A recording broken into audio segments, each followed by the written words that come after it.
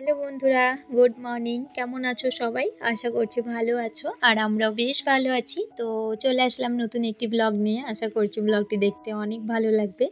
তো বন্ধুরা এখন একদমই সকালবেলা, একদমই মানে খুব সকাল না, এখন ৭টার মতো বাজে। তো উঠেই হচ্ছে সবার আগে আমি বাথরুমে যাই, তারপর হচ্ছে জামা কাপড় ছেড়ে ফ্রেশ হয়ে একেবারে কিচেনে চলে আসি। তো চা বানাবো আর রাত্রিরে হচ্ছে আমি গ্যাস ট্যাস একদম মুছে পরিষ্কার করে রাখি, তাহলে হচ্ছে সকালবেলা রান্না করার একটা যে মানে এনার্জি সেটা পেয়ে যায়।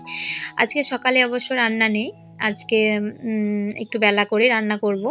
তো রান্না বলতে আমি দুপুরে যে রান্নাটা করে রাখি সেই রান্নার কথা বলছি, সকালে তো অবশ্যই নাস্তা বানাবো।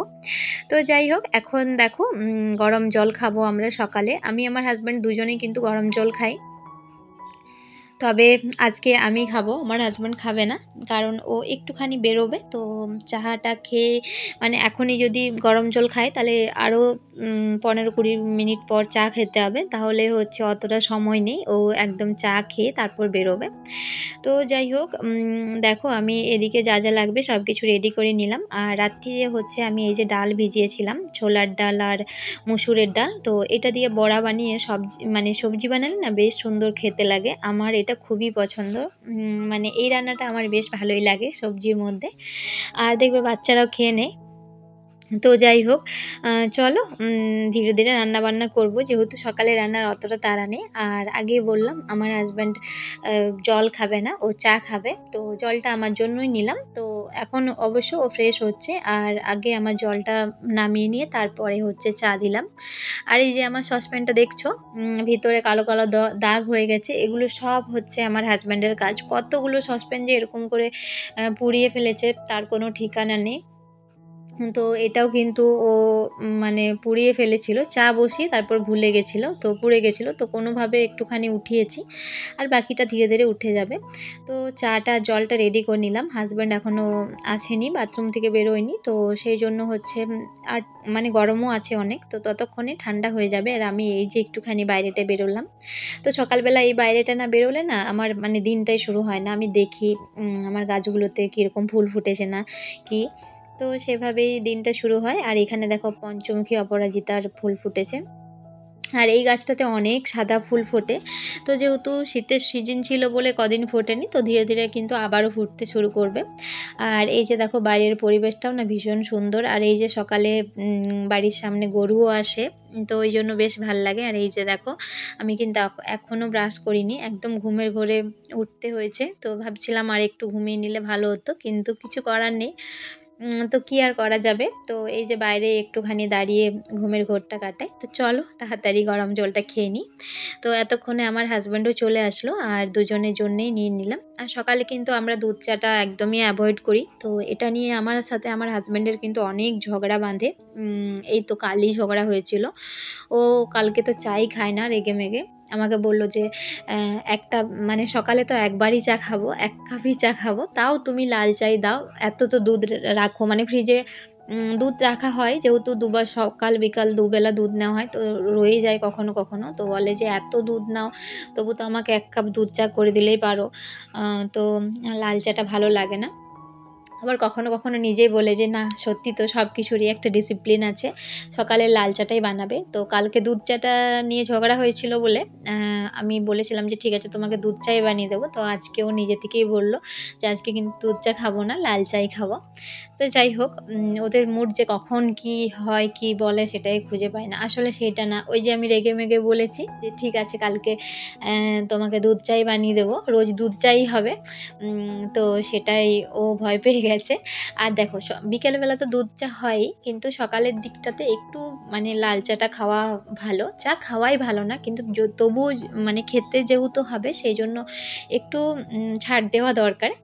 তো যাই হোক, বন্ধুরা দেখলে আমি আমার হাজব্যান্ড চাটা খেয়ে তারপর বেরিয়ে গেল, আর আমি গরম জলটা খেয়ে 10 মিনিট পর হচ্ছে ব্রাশ করে নিলাম, কারণ সকালে যে খালি পেটে জলটা খাওয়া না, এটা নাকি স্বাস্থ্যের পক্ষে খুবই ভালো। আমাদের মুখের যে লালাটা থাকে সেই লালাটা হচ্ছে পেটে যাওয়া খুবই ভালো খালি পেটে, এটা ডাইজেশনের কাজ করে, মানে ডাইজেশন সিস্টেমটাকে একদমই মজবুত করে। তো জানি না, আমিও শুনেছি, বিভিন্ন জায়গা থেকে আমিও শুনি যে কী কী করা শরীরের জন্য ভালো না ভালো, তো সবটা তো আর ফলো করা হয় না, সারাদিন কাজের মাধ্যমে যতটুকু করা হয় অতটুকুই। তো ব্যাস এরপর আজ যেহেতু সকালের দিকে রান্নার তাড়া নেই, তো চা খেয়ে ব্রাশ করে একেবারে চলে আসলাম মানে বেডটা ঝাড়ার জন্য। দেখবে ঘুম থেকে উঠে না যদি বেডটা অগোছালো থাকে তাহলে একদমই ভালো লাগে না। ঘুম থেকে উঠে সবার আগেই মনে হয় যে বেডটা ঠিক করে নিই। তো এখন যেহেতু মেয়ে স্কুল নেই, তো ও মানে ঘুমোয়, তো সেইজন্য সকালের দিকটা ঠিক করতে পারি না। একটু টাইম লেগে যায় ও উঠতে। তো এখন তো ও উঠেই গিয়েছে। এখন ওর ব্রাশ করাও হয়ে গেছে। তো ব্রাশ করে ও মানে ওকে চাটা রোজ দিই না, জল বিস্কিটও দিই। আবার পিডিয়াশিওরটা এখন যেহেতু অফ রেখেছি, খালি পেটে দিই না ওর শরীর খারাপের পর থেকে। তো এখন মাঝে মধ্যে ও জল বিস্কিটও খায়। তো তারপরে হচ্ছে ওকে পড়তে বসিয়েছিলাম। তো এই যে টেবিলে বসিয়েছিলাম, ও আসলে একা পড়তে পারে না। আমি যেখানে যাব ও বই নিয়ে সেখানে ঘুরতে থাকবে। তো আমার কাছে তো বেশ ভালোই লাগে। আমারও ভালো লাগে না একা কাজ করতে। তো মানে ও যদি সাথে থাকে তাহলে ওর সাথে একটু চিল্লামিল্লি হয়। আর এই যে ঘরগুলো পরিষ্কার করলে না মনে একদমই শান্তি। এরপর শান্তি করে রান্না করো বা আ নাস্তা করো, সবকিছুই কিন্তু একদম ঠান্ডা মাইন্ডে হবে। একবার ঘরগুলো ক্লিন হয়ে গেলেই হলো ব্যাস। আর তার সাথে যদি আমার মেয়ে ঠিক করে পড়াশুনো করে তাহলে তো আর বলারই না। মাথা একদম ঠান্ডা হয়ে যায়। আর না হলে হচ্ছে ঘরের কাজ যদি না হয়, ঘর যদি এলোমেলো থাকে তাহলে মাথার মধ্যে বিভিন্ন টেনশন চলে আসে। সবকিছু তালগোল পাকিয়ে একসা হয়ে যায়। তারপর সেই পুরো রাগটা গিয়ে পড়ে আমার মেয়ের উপরে। মেয়েকে বকাবকি শুরু করি, মার খেয়ে যায়। তো তারপর আমার মেয়ে তো কাঁদতে আমার মাকে ফোন করবে। তারপর মা আমাকে বলে যে, "কেন ওকে মারছিস?" আর আমার মাকে তো ফোন করা দূর। আগে হচ্ছে ও ওর পাপাকে ফোন করে বলবে যে, "জানো পাপা, মা না আজকে আমাকে খুব মেরেছে।" মানে না মারলেও সেটা ওর পাপাকে বলে একটুখানি বকলে। তো বাচ্চারা এরকমই হয়। কারো কাছে একজনকার নালিশ করার পেয়ে গেলেই হলো ব্যাস। তো যাই হোক, দেখো ওই ঘরটা তো বেড-টেড ঝেড়ে নিলাম। আর এটা তো সকালে যেহেতু একবার পরিষ্কার করে নিয়েছি, তো তারপরে আমার মেয়ে পড়তে বসেছিল বলে বইগুলো একটুখানি তুলে তারপর ঝেড়ে নিলাম। আর এই ঘরটাও এই যে ধীরে সুস্থে একটুখানি ঝাড়ু দিয়ে নেব। আর এই যে সামনে দেখছো কত লাগেজ রয়েছে, এগুলো মানে কোথাও যাব সেজন্য না? তোমরা ওটাই ভেবেছো যে কোথাও হয়তো যাব, কোথাও যাব না। আসলে শীতের যে পোশাকগুলো রয়েছে না সেগুলো মানে ঢুকিয়ে দিয়েছি। তো ঢুকিয়ে দেওয়ার পর আর তোলা হয়নি, কারণ যেহেতু বৃষ্টির ওয়েদার আছে তো ঠান্ডা তো লাগছেই। তো বিশেষ করে আমার মেয়েরগুলো মানে বের করে পড়তে হচ্ছে। শুধু মেয়ের না, আমিও কালকে হাইনেকটা পরেছিলাম। যেহেতু কালকে ভীষণ ঠান্ডা লাগছিল। তো সেজন্য তুলিনি। আর ১-২ দিন পর তুলব। এমনিতেই তো মেয়ের জন্য অনেক রাখা রয়েছে। যেহেতু বাচ্চাদের জন্য ঠান্ডাটা যায়নি, ওদেরকে তো পরাতেই হবে।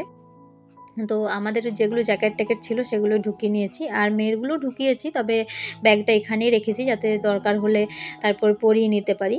তো যাই হোক, দেখো কিচেনে না অনেক বেশি নোংরা হয়ে থাকে। রাত্তিরে মানে রান্না করার আগেই যেহেতু ঝাড়ু দেওয়া হয়, রান্না করার পর আর কিচেনটা ঝাড়ু দিই না। তো সেইজন্য তরকারির খোসা এটা ওটা থাকেই। তো এই যে দেখো ঘর-টর ঝাড়ু দেওয়া হয়ে যাচ্ছে। এরপর নিশ্চিন্তে সব কাজ ধীরে করো, আর কোনো তাড়া নেই। তো আমার না সকালবেলাতে না একটাই অসুবিধা হয়ে যায়, মানে একটাই প্রবলেম হয়ে থাকে, সেটা হচ্ছে আমি সকালে কিছুতেই স্নান করতে পারি না। মানে সময় হয় না। তো আমি অনেক রকমভাবে চেষ্টা করেছি, রুটিন চেঞ্জ করেছি, ভাবনা চিন্তা করেছি। কিছুতেই না সকালের দিকে যে স্নানের রুটিনটা সেটা হচ্ছে আমার হয় না। এই যে দেখো আজকে ভেবেছিলাম রান্না নেই, তাহলে স্নান-টান সকালের এই ঝাড়ু পোছার কাজগুলো করে নিই, স্নান করে পুজো করে একবারে রান্না করব সেটাই ভেবেছিলাম। কিন্তু না, সেটাও হলো না। আসলে সকালের দিকে টিফিন করতে যেহেতু মানে মেয়েকেও টিফিন করাতে হয়। তারপরে আমিও টিফিন করে নিই। এরপরে হচ্ছে আমার হাসব্যান্ড আসবে পাক্কা ১টাতে। তো এদিকে আমাদের টিফিন কমপ্লিট করতেই তো ১১টা হয়ে যায়। তারপরে ঘর ঝাড়ু পোছা করতে তো মানে ১২টা বেজেই যায়। এরপর স্নান করে পুজো করে রান্না করতে গেলে না প্রায় মানে রান্না কমপ্লিট করতে ২টোর মতো বেজে যাবে। আর আমার হাসব্যান্ড আসবে ১টাতে। তো এইজন্য এই রান্নার মানে সকালে যে স্নানের যে নিয়মটা এটাই আমি ঠিক করে করতে পারছি না কিছুতেই।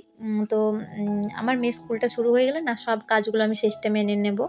এই কটা দিন একটু এদিক ওদিক হয়ে যাচ্ছে। তো এর ফলে স্নান তো হয়ে যাচ্ছে কিন্তু পুজো করার টাইমটা মানে অনেকটাই লেটে হয়ে যাচ্ছে।